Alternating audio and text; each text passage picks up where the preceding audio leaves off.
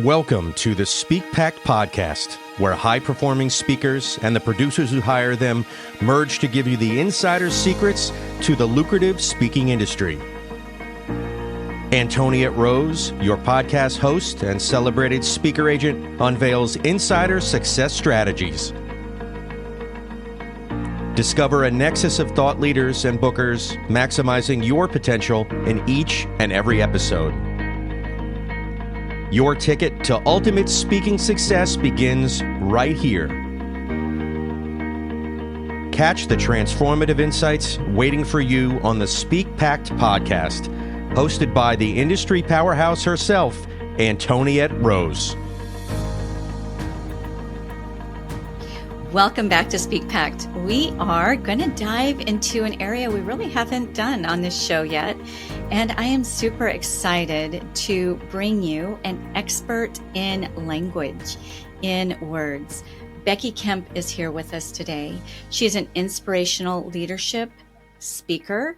She's an author, a mindset coach, and she empowers individuals and teams to achieve their next level success through intentional language. So I'm actually really excited about diving into this. I know that you have a new book that's out, The Word Effect. Welcome to Speak Pact, Becky.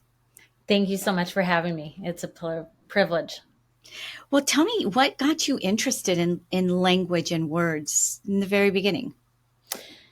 Well, it's kind of an interesting story. I had always, since I was a little girl, wanted to be a speaker. I'd always wanted to be on a stage and I'd wanted to write a book. Yet I never had a great idea. I was always looking for that original idea that nobody had and never found it.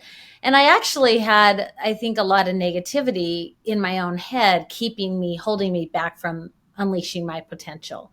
So anytime I would think about achieving something, that negative bias that we all kind of have in our brains would say, oh, you can't do that. Someone else is better at it, or different things.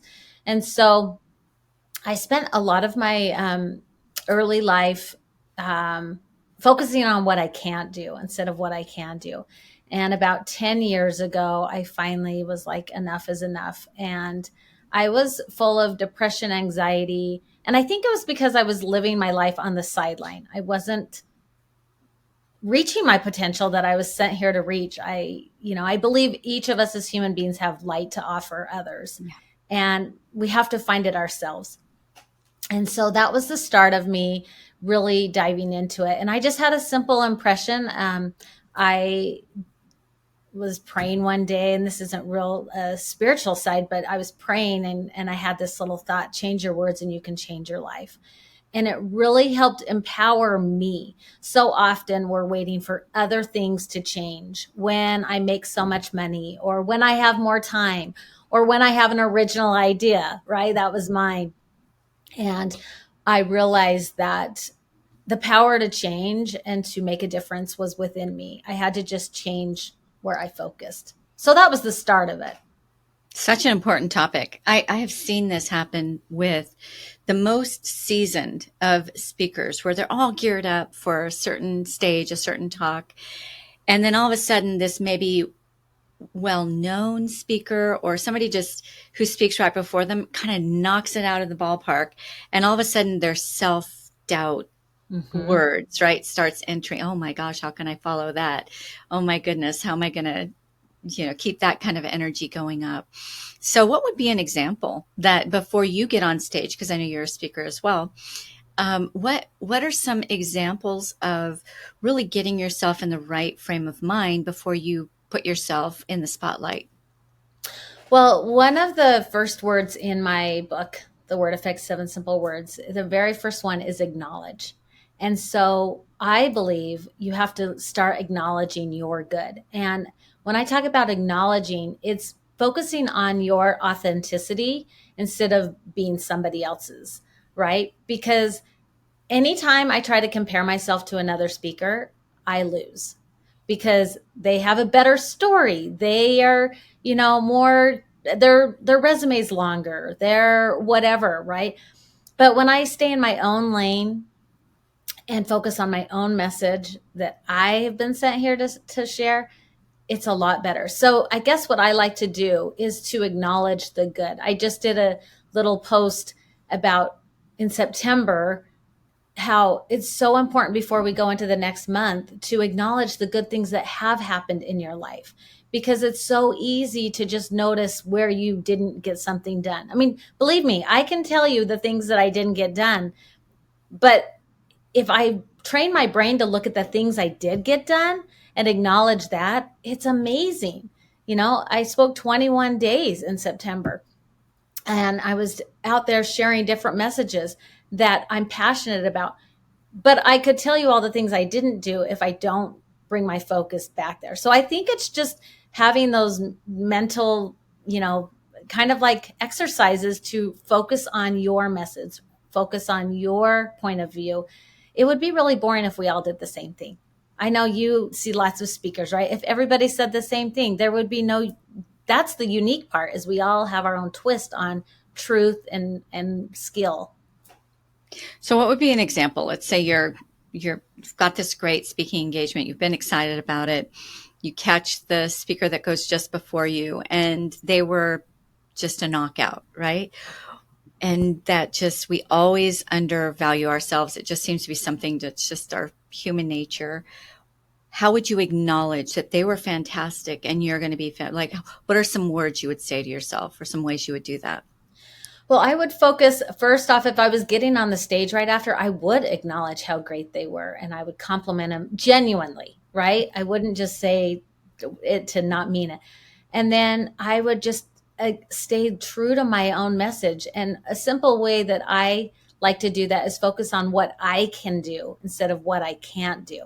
So with the power of acknowledge, and when I share this in leadership trainings, I teach people to focus on what you can do. So I would do the same thing. I can share my message based on what my experience and just stay focused on what I can do. I think it's when we try to be everybody else that then we lose being anything, right? Yes. I mean, it's kind of like, I just spoke at an association meeting, and I was the third speaker of a day long of speaking. And the two before me, one was from the military, a gentleman. The other one was from back east. I'm from the West Coast. I mean, we had different things, and you can find yourself going, oh, that's such a great story. Oh, I loved how they did it. But I like to just go back to, but what can I do? I think we can always elevate ourselves from learning from others. I love listening to good speakers, how they present, how they carry themselves. But I also want to say to myself, what can I do? So it's always going back to what I can do. Thank you.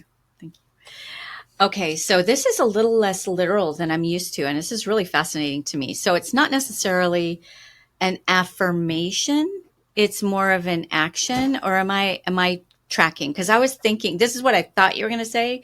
Okay, before I get on stage, I'm going to do the Tony Robbins thing, where I'm going to jump up a few times, tell myself I'm great, and I'm going to go run out there. Like, that's what I thought you were talking about when you're talking about acknowledging. But it sounds like it's more functional, more literal. So yeah, walk me through that. Yeah, I do believe in affirmations. I do affirmations from time to time. I'm a big believer in I am statements. I am statements are creative statements. And so when we say I am fabulous, we are creating that. So it's not that I don't think of affirmations, but for some reason, affirmations alone didn't always work for me. So I had to really step into a feeling. So as a life coach, I talk about your thoughts drive your feelings. So your feelings need to be a place of confidence and that you feel connected to your audience. If you feel that way, it has to do with your thoughts. And so it's focusing your thoughts on, for me, like I said, I can do this. My message is ready. It's just accessing words differently than just the hype, I guess. Not that it's not good. That's how Tony Robbins does it. This is just a simpler way that works for me. I think that so often we will be everyone else's biggest cheerleader.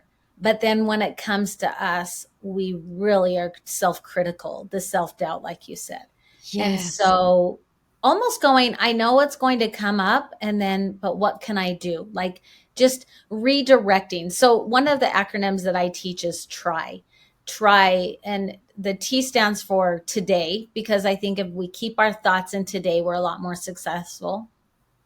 The R is redirect, and the Y is your thoughts. So every day you've got to redirect towards the good of what's happening. You've got to acknowledge that. And so that's what I tend to work on, is helping people see how to redirect themselves, how to try each day. I have to work on this myself. And I think we all do. Oh, this is so good. So much goodness here. Okay. So I think, if you've been following my podcast, so for every show that we do, for every episode we do, I pick out some highlights that really struck me, and we make what we call speaker smart sheets that people can download. So some of this I'm definitely going to add in there, and I'll direct everyone to the Word Effect book. For sure. But in this smart sheet, I'm also going to add an exercise I've done with my clients over the years. And I found it really interesting that you talked about the I am statement. I have an exercise kind of that surrounds the I am statement. Really, really powerful. It's super simple, quick. And what I love about your process is anybody can do this, right? You don't need to be a psychologist or super tuned in. Just do the thing. And what happens is almost automatic, right? What do they call that? For every action is a reaction. I don't know if I'm going down the right road with that one, but anyhow, if we just do the act of acknowledging and of your try, right? Your try methodology and some of these other words that you're going to share with us today, redirect your thoughts. Like these are really us reminding our bodies to decide how we're going to feel and decide how we're going to show up. And as speakers, we can be giving the very same talk with the very same bullet points, give the very same information. But if our energy is off, the audience knows it, they feel it, and the result isn't as impactful. So I love that you have focused in on the power that words have in our lives. I think you talked about faith, and whether or not you believe in that ancient book of wisdom or not, the premise was that the whole world was spoken right into existence. And so we all know the power of how words can make us feel if we receive a word from somebody else that's maybe a little condemning or negative versus somebody who says, wow, you're just glowing today, right? They're just words, but all of a sudden we just feel uplifted. So there is definitely a power in words. I love that you've devoted your leadership coaching to really helping people. I'm sure it's one part of a lot more work that you do, but the foundation comes from that self-talk. And then And what I love about words is, like you said, we all have access to them. There's something that we can work on a regular basis if we choose. But if we find ourselves going down paths where we're getting stuck, it's something that we can like redirect ourselves. We don't have to stay there. For me, like I was mentioning, I was stuck 10 years ago, and the definition of insanity is doing the same thing over and over again, expecting a different result. So I had to start to do things differently. And it takes practice, just like to get good at anything. Just like someone said to me the other day, I was getting my hair done actually. And she said about being a speaker, she said, has it just always come easy for you? And I laughed because no, I mean, I've practiced, right? It's just like learning to play the piano. It's just like learning anything. You have to practice it. And the more you do it, the better you get. And I like to, after every time I speak, I like to acknowledge the good that happened before I start critiquing where I want to self-improve. I think there's always improvement. There's always innovation. There's always creativity that needs to be worked on. My business is called Becoming with Becky because it's an active word. Becoming we're always working on it. But we do want to acknowledge the good as we go along, or we're going to miss out the joy of the experience, right? We're going to miss out that we are full of something that of a message that somebody wants to hear. We might be the answer to someone's longing to change, just like other people have influenced me. This is so powerful, not just for ourselves, right? How we show up, but also if we do have teams, you have a company, I have a company. I like what you said, that before you dive into what can be corrected, which is our natural reaction, like, oh, this was good, great, that's taken care of. Now let's talk about how we can improve some things.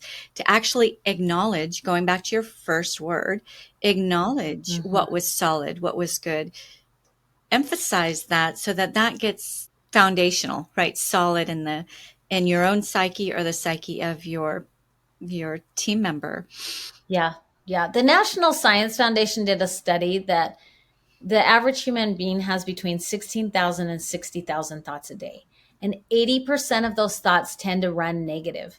80% of our thoughts. 80%. And Wow. so our brains are wired to look for the problem or the obstacle. And so that's why we want to acknowledge the good, because what we do is we all have a reticular activating system. And our reticular activating system takes our thoughts and goes, okay, Becky's focused on this, so let me show her more of this. And so if we focus on the good that's happening, our brain actually will start looking for more good, which is a good thing, because what we focus on is what we create, right? And so we have to become a little more intentional to our thoughts, especially if we're wanting to unleash our highest potential. It starts to have to do with our words. Absolutely. How did you synthesize all of that down to those 7 core words that you outline in your book?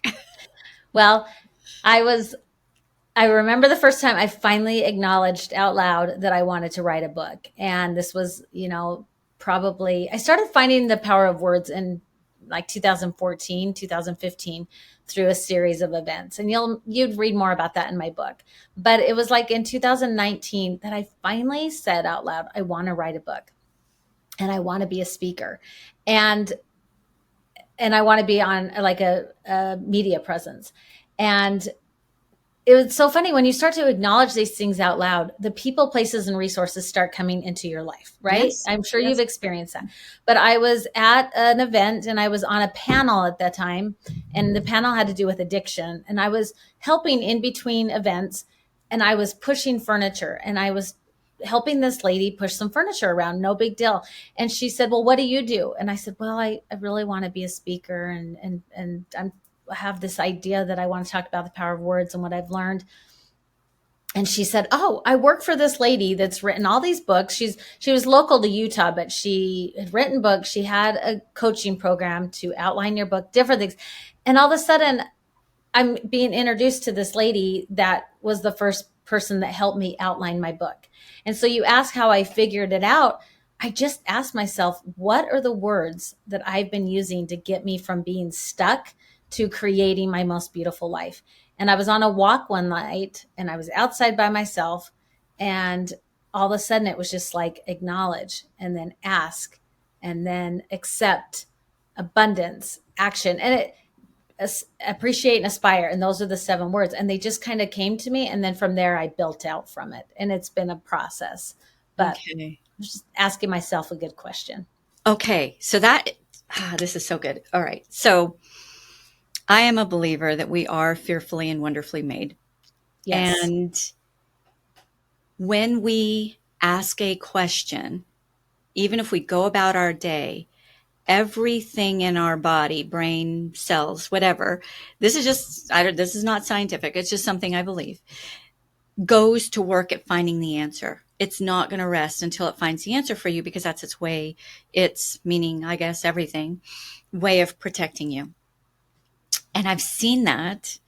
And people send me their books all the time. And I really do try to skim through at least every single one of them. And some of them just draw me right in for whatever reason, right? They're all great books, but where you are at any given time is going to speak to you and kind of pull you towards that book. There was this one particular book. I hate that I can't remember the name of it, but it was more like, it's actually in my morning quiet time cubby, but it was more like a workbook. And one of the things that this woman has you do each morning is ask your most weighing questions. Like, what is just weighing on you? Like, how do I take care of this issue today? Or how do I how do I get my house clean? How do I speak to my employee? Whatever it might be about this hard thing. You don't try to solve it. You don't even try to answer it, but you ask it. And in that setting, you're writing it out. But I think even if you verbalize it, maybe even just mentally say it to yourself. How do I, okay, I acknowledge I'm feeling low energy. How do I find the energy that I need to really make this day the greatest that it can be, right? Whatever it might be, everything goes to work for you. You just go about your thing, whatever it is, your brain, your body, that's what happens. And when you said, once you acknowledged that you were going to write a book, I'm sure questions came with that. Okay, what's my first step? Like, who do I need to meet? What do I need to do? And then things just really started falling into place. Yeah. Well, and the second power word in the word effect process is the power of ask. So first you acknowledge, and then the second word is ask. And it's exactly what you're saying. I talk about how to ask better questions. And when we ask, why is this happening to me? Why are they speaking more than I am? Why, whatever the thing. But if we ask why questions, it gives our brain a job, but the job is negative and it shows us obstacles. So I talk about the power of how, just like what you were just saying, how versus why. How do I step forward with this? How do I become my true self? How do I share my energy with others? And when we ask how, we give our brain exactly what you just said. We give our brain a solution. It's looking for solutions. So we have to become the master of our minds. That's truly what the word effect is about. We've had words around since the beginning of time. I haven't invented new words, anything like that. I just have taken words and, like I said earlier, change my words and I could change my story. And I've changed how I focus and I'm doing the things I always wanted to do. My circumstances really haven't changed. I've changed of where I focus because I've taken that power back to create. Ooh, change your words and you change your story. So true. This is okay. So you've given us 3 words. I don't know if we'll get through all 7. I hope we do, but if not, either way, buy her book because I'm sure you go so much deeper in each one. Acknowledge, the power of ask, and then the next one is the power to accept.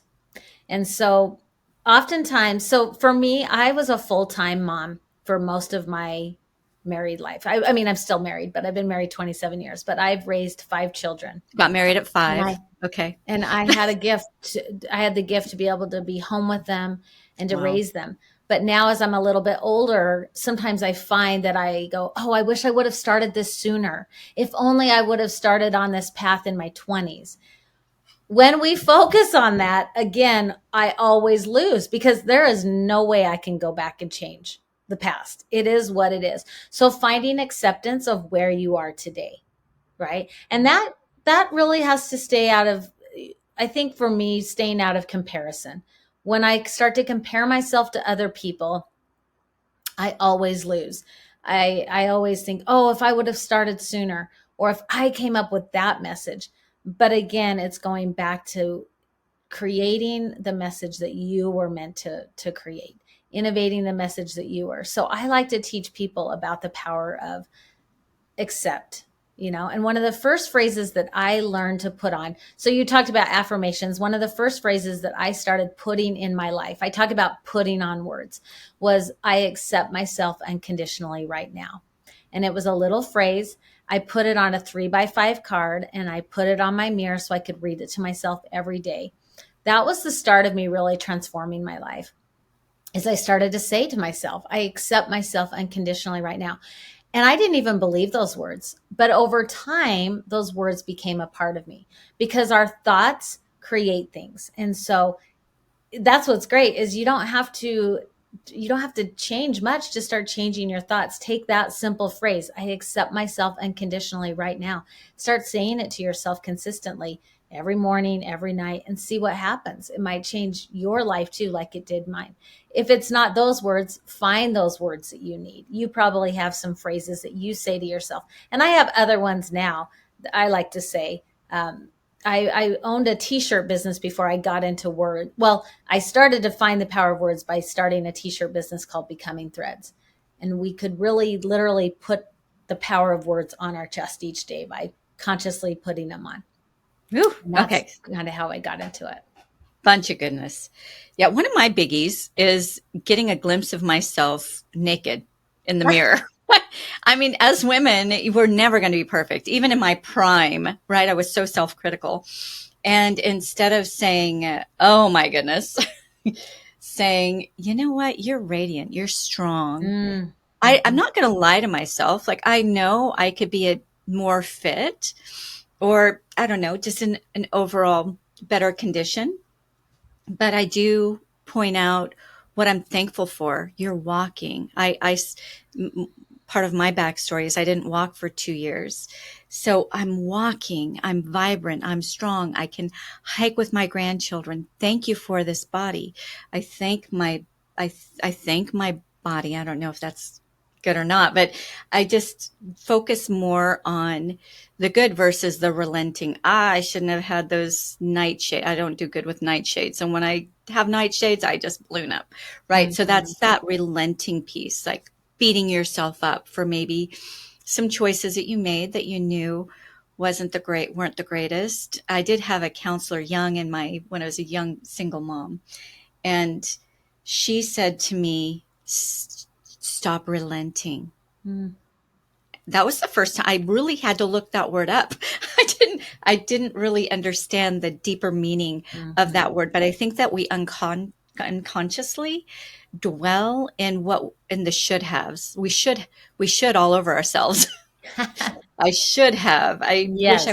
So my mom had the opportunity early in her life. She was in the Los Angeles area, and she was asked to invest in this new game show that nobody had heard of called Hollywood Squares. And she passed on it. And her whole life, it became a big thing. I don't know if the youngsters in our audience will know what the Hollywood Squares are, but for a long time, it was a really, really big show, game show.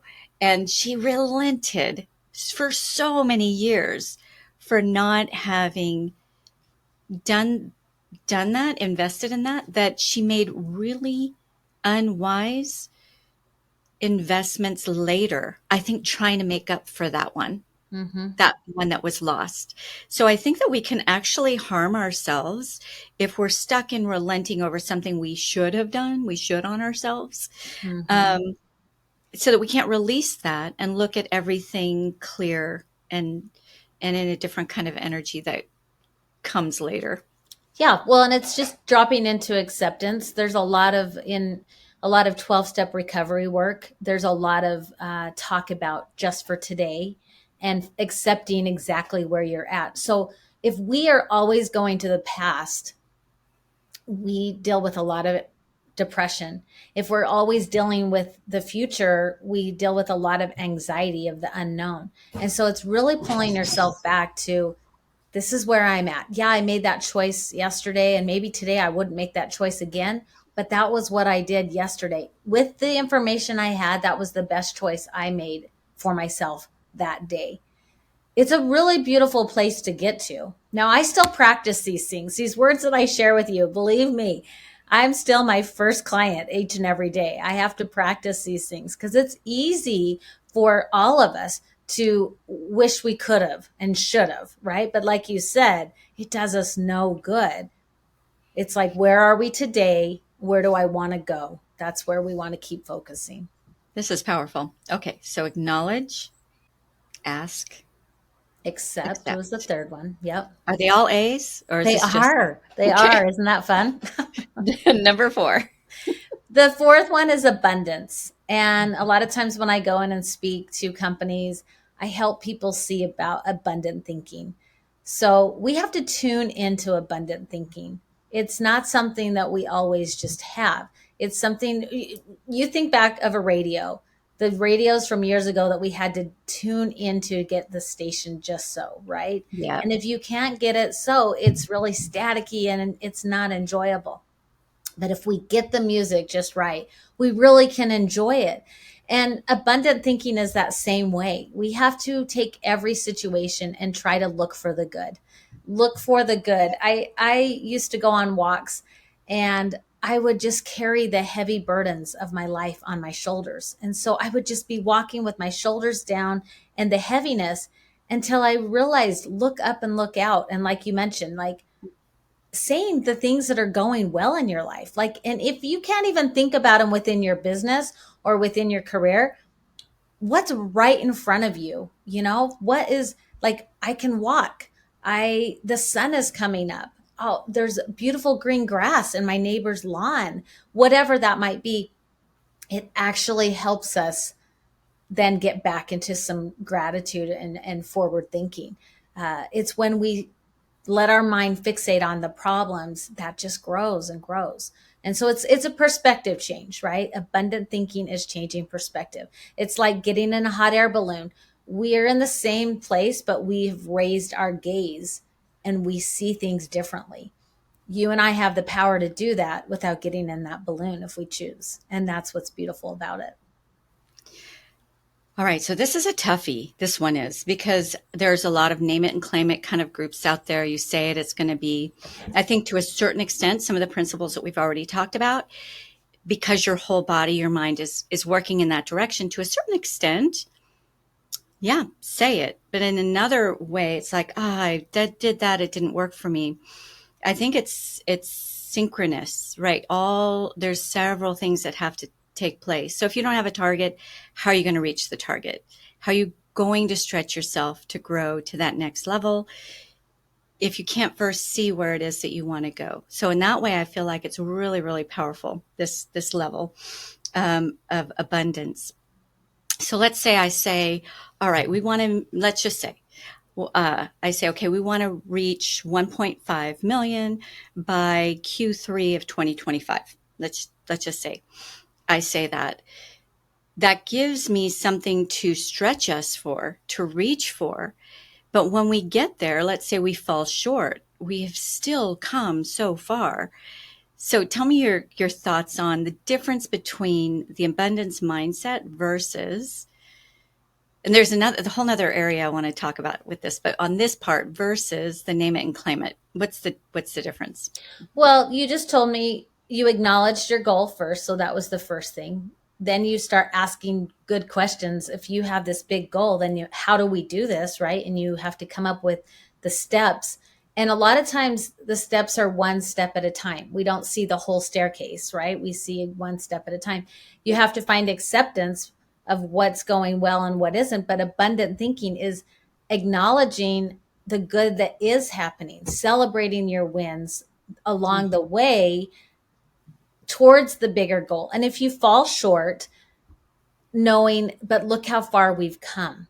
Like, right? I mean, it's not just magic that you think abundantly and you get everything you want. It's, it's kind of like there's a lot of talk about that. Like, oh, we just verbalize what we want and then it comes. We have to do the work, and we have to, one of the stories I share in my keynote is about the Wright brothers. And both of them, Wilbur and Orville Wright, they weren't on a mission to be the first people to create flight. Their lives didn't go as planned. And then they found themselves innovating with what they had. And then it went on to be something even bigger and better than they could have seen, right? They weren't out there. And so being willing, abundant thinking has to be willing to take different paths and to take detours and to go with the flow of things a little bit more. And if the door gets shut here, I'm in a hallway going to the next door and trying to keep creating that way.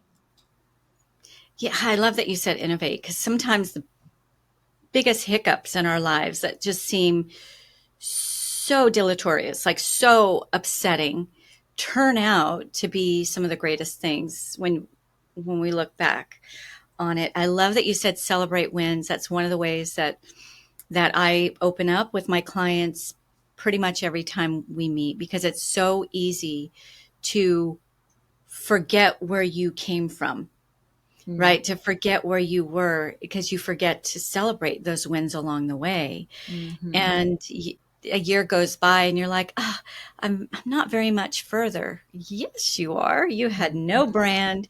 You weren't getting booked at all, right? So to celebrate those wins as you go, I think is so important. Another really important part of this abundance versus scarcity kind of mindset in this piece, I do. And when it comes to speakers, I see some speakers, especially newer ones, so afraid to give away their IP, right? They're so afraid it's going to get stolen. Look at, you have a book people can go and buy, yet you're pretty much giving the contents of the book here in abundance, in that abundance heart and feel.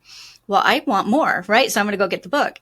Whereas somebody else might say, I have a colleague who is also a podcaster who had to basically stop a live interview because every question he asked the guest expert was, "Oh, it's in the book. You can go get the book. It's in the book." And it was just like, holy goodness. How do you, anyway. You have to really believe that there is enough goodness out there for everyone. I'm a member of the National Speakers Association.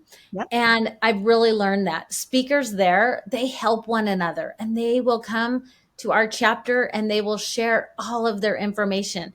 And I love that approach, because there is enough people in this world that we can all help someone.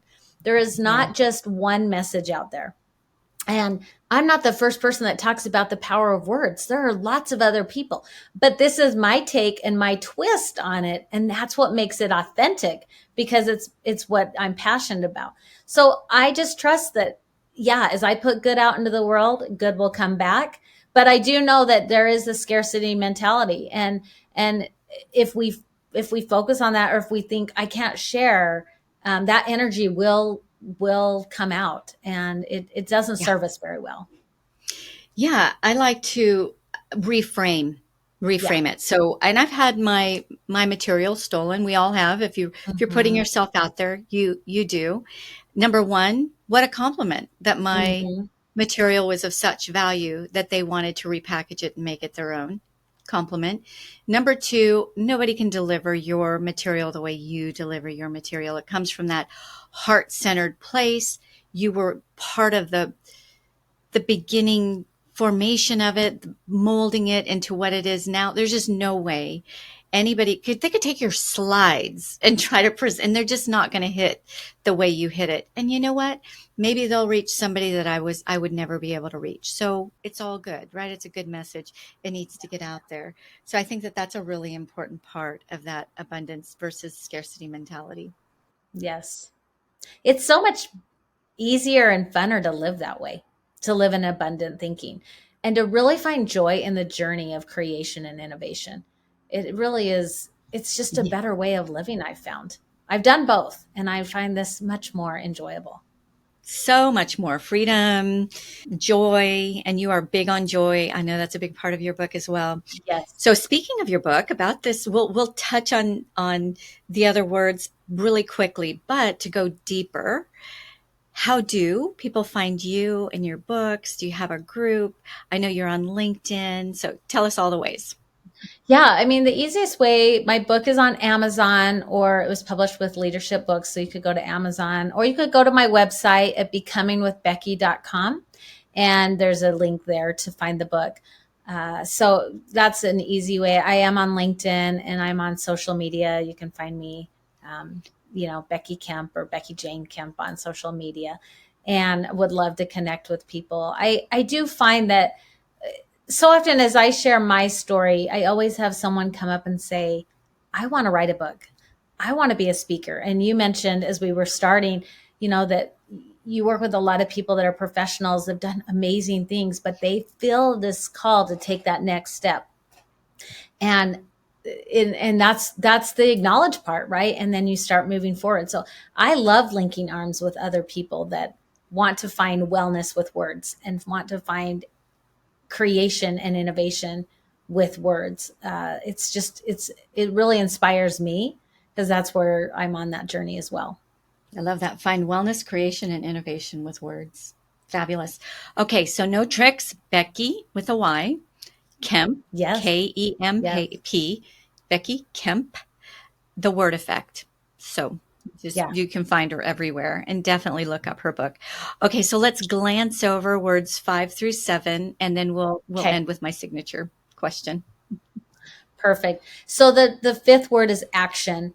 And what I help people do is take action from a place of their feelings, right? You will take, if you're confident, if you're determined, you're going to take different action than if you're insecure and you're, feeling fear, right? We just will. So helping people take action. And the biggest thing is honoring commitments. So that's teaching people how to honor commitments to your own dreams and desires. It's really easy for us to think, I'll do this tomorrow, next week, next month. And how do we honor our own dreams and desires? It's by taking certain actions.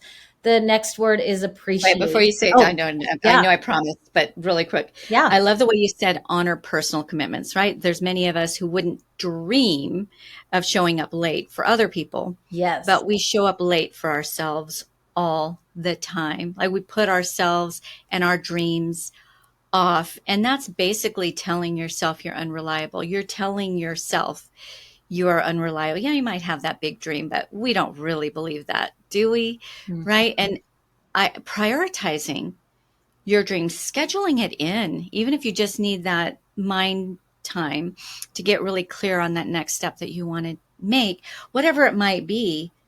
If you honor that and prioritize that, then I believe that your mind, body, spirit, all start believing you and work you more towards those goals. 100%.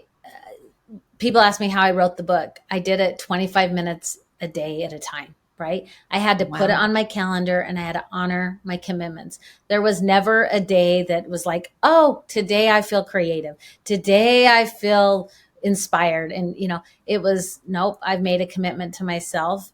I think hiring coaches helps accountability. I think it's very powerful, but also learning how to, show up for yourself and putting your priorities first. That's in my keynotes, I talk about speaking your success.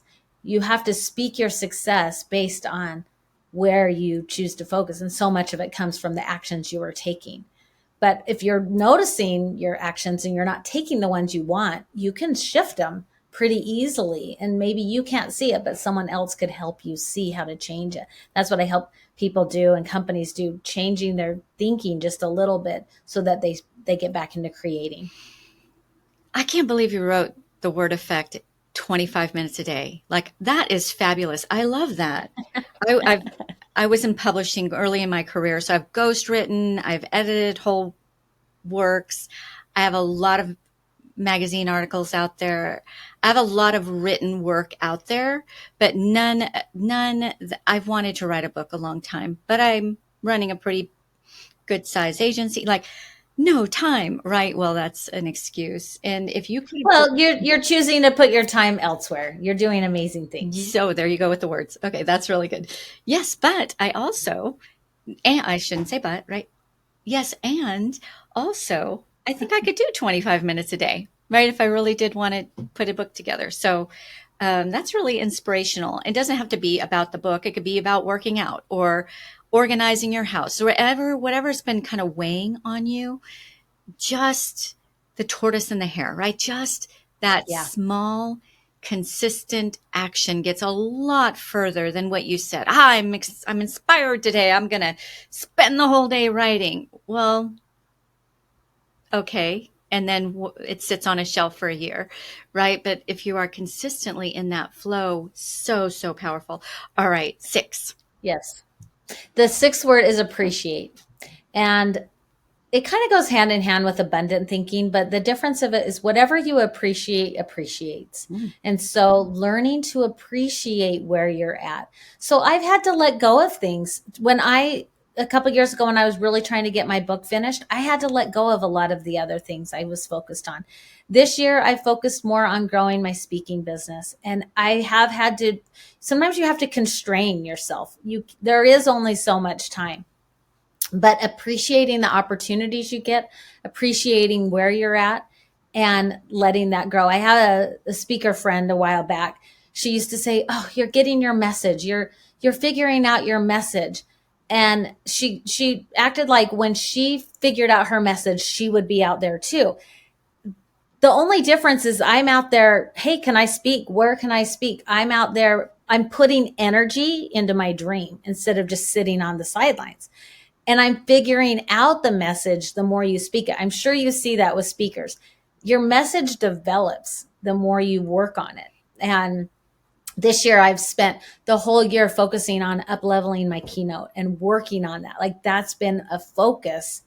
And that's where I've put my energy. I've had to let other things go. So just appreciating where you're at, letting that focus is something that we always want to do. We want to look for the good again. Every one of these words, Becky, are just so good. They're like a whole talk in themselves. Maybe we'll have to. Yes, they are. I love it. Okay, so appreciate. When we're clear, we don't overcommit. When we're overcommitted, I call it overcommitment paralyzation. It's because we're not really clear. We haven't really defined what our non-negotiables are, what our next targets are. So we're just saying yes to everything. When you really do define what it is that you want, and you intentionally start working towards that, then no, I can't go have that morning cup of coffee because I've committed to myself 25 minutes this morning to work on my book, whatever it is, instead of just being kind of tossed with the wind and flippity floppity. I love that. Every choice. And you know what happens when you honor commitments to yourself? You appreciate yourself. You said earlier, like, you don't trust yourself, but there is a sense of accomplishment when you honor commitments to yourself, and you really start to appreciate you as a human being. And that really is a beautiful place to be as well. I'm just realizing that when you just said that, it's when you do that thing that feels hard, you go, "Oh, but I did it." Last week I applied to 2 speaking opportunities that I really wanted to apply to. And I kept putting it off, waiting for the perfect time until I just decided I needed to do it. And whether I get them or not, I feel such a sense of accomplishment. And so there's just a power in appreciating and owning who you want to be, and appreciating that and letting it blossom. Oh, so good. Yes. And yes. So yes, I agree. No, there's no growth. No growth can come without discomfort. Yes. Just, you gotta step at that next step outside of where you feel most confident. You gotta expand that just a little bit more to be able to grow personally, professionally, in relationships, spiritually, all the different things. And there's always a trade-off. When you make one decision, you need to acknowledge that it's going to affect other commitments, other people. So are you really willing to, even some of the smallest of decisions that we make, if we can really take into account the whole picture, we're never going to relent, right? Regret, or very less often, right? Regret a certain decision. So absolutely love that. I have a son who, he and his whole family are adventurous. They just live this really neat life. And people are always asking them, how do you do this? They have 3 kids and they travel and they just do really neat things. Well, they don't own a television. They don't overspend. They live very simply, but really beautifully. And people are like, gosh, that must feel great. That must be great being able to do that. And it was a conscious trade-off. They made conscious trade-offs to live that way. I don't know if jealousy figures up in like comparing yourself to others. That's probably in the acknowledge word. But I think that can be a death trap to growth. 100%. And it's all about choice, right? Your son and his family are making choices, and someone else made different choices, and they can always change if they want to do something different. But my husband used to say to me, Becky, we can either have a lot of money in the bank or we can go on amazing trips, but we maybe can't do both, right? Some people maybe can, but for the most of the time, most of us have to make a choice. We're going to spend time here or we're going to spend time here. And but we can always change our mind. And that's what the beautiful thing about decisions. We can make a decision until we decide to do something different and go, okay, I thought I wanted to do it this way, but no, I want to try this. Like, we do have a lot more choice if we allow ourselves to look at that. Yes. It's really, really neat. And it starts with knowing what the heck you even want and believing you're worthy. Give it a try. You're worthy. Okay. Number 7. So the 7th word is aspire. And why I say aspire is I look at the word effect as a circular motion. And I told you that my brand is becoming with Becky. Becoming is an active word. We're always becoming. We're always working. And why it's becoming with Becky is because I'm not here to say that I've got everything figured out. I'm on the journey of a lifetime myself. And I want you to join me with the power of words. But why I like to aspire is once you learn these words, you can take them in any situation. You can take them in your work situation, in your relationships, personal or professional. You can take them in creation. You can start to acknowledge. You can start to ask questions, accept where you're at. So aspiring is kind of like up leveling and then going, but I know that there's going to be a new dream and a new thing. And, people ask me, are you going to write another book? Well, I hope to, but this year I'm focused on speaking, right? So I know that when I get back to that, I will probably have to start that still process. So it's kind of that evolution of moving forward, right? And I like what you said, the tortoise and the hare. I am definitely a tortoise. It's like slow and steady, but it keeps you moving forward. So if you feel like you're getting stuck in an area, find one of these words and start putting it in your life and see how it can maybe catapult you to move forward a little bit. That's what we're aspiring to do, to keep reaching our potential. What a beautiful symphony of very, very powerful, transformative words, and utilizing them in a way that really do expand what we may even feel like we're capable of, the things that we can accomplish in this life. Thank you, Becky. This was so much fun. As we close, thank you. We are on a mission to make the greatest impact that we can through the power of our voice, right? Us, you and me together, and then us to the audience that's here with Speak Pact. So what is your pact to make the greatest impact possible for each of our listeners? In all of these different words, like if they just started, where would you say they can start to really begin seeing some micro transformations happen? Well, I would just start at the beginning with the power of acknowledge. If you have dreams, desires, I think they're put there for a reason, and start to acknowledge them. And if it's uneasy or doesn't feel comfortable, just start by writing down like your hopes and your dreams of where you would like to be as a speaker or where you would like to make an impact, and get a little more clear on that, and then take the next step. Ask one question: how do I start doing that today? Just today, not all the steps, but how do I take that next step, right? It's when we think of the whole big picture that we get paralyzed in, perfectionism, overwhelm, and procrastination. But what's the next step? So I love that phrase. I ask myself that all the time. What's my next step? And so acknowledge something and then kind of ask yourself a question and do that, and then do it again. And you'll feel yourself starting to get some momentum, and the consistency creates momentum, and momentum cures everything. That's what I've learned. And so we want to just, acknowledge. Awkward time for me to freeze. Okay. All right. So the cure for perfectionism, overwhelm, and procrastination is to really put to good use the power of the words that you're speaking to yourself every single day. Love it. And I will give the challenge to go out and get Becky's book, The Word Effect, Becky Kemp.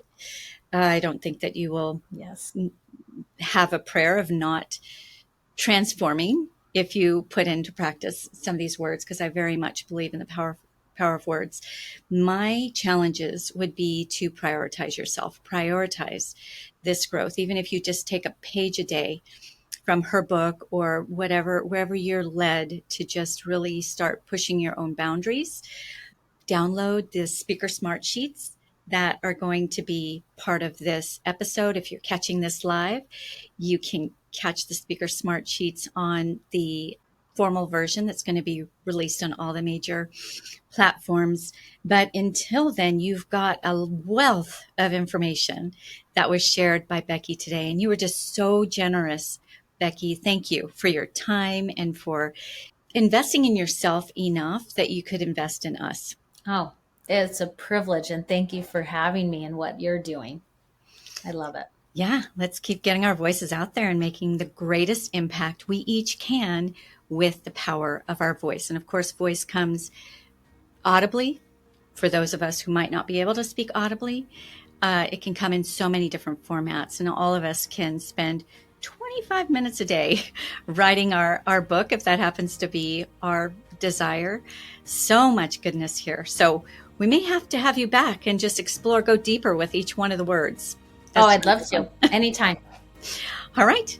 Thank you for being with us, beautiful Speak Packed audience. The way you can give Becky and me flowers for all that we've shared with you today is giving this a like, a thumbs up, subscribe, post it forward, share with other people, because if you got value out of this, then those in your circles will also get value from this. Thank you for being with us today. Ciao, ciao for now. Thank you for listening to the Speak Packed podcast. To become a recommended speaker of Antoniette's WPC speaker agency, or you are a host or planner looking for a dynamic expert in optimized performance, Antoniette would like to personally meet with you. Secure a time with her at speakerbooker.com. Again, that is speakerbooker.com. It all begins with a vision, a voice, and a pact to impact. Join the Speak Packed movement by joining our new private Facebook group at the link in our show notes. Find us on nearly every social media platform at One Antoniette. That's number 1, ANTONIETTE, or simply hashtag SpeakPacked.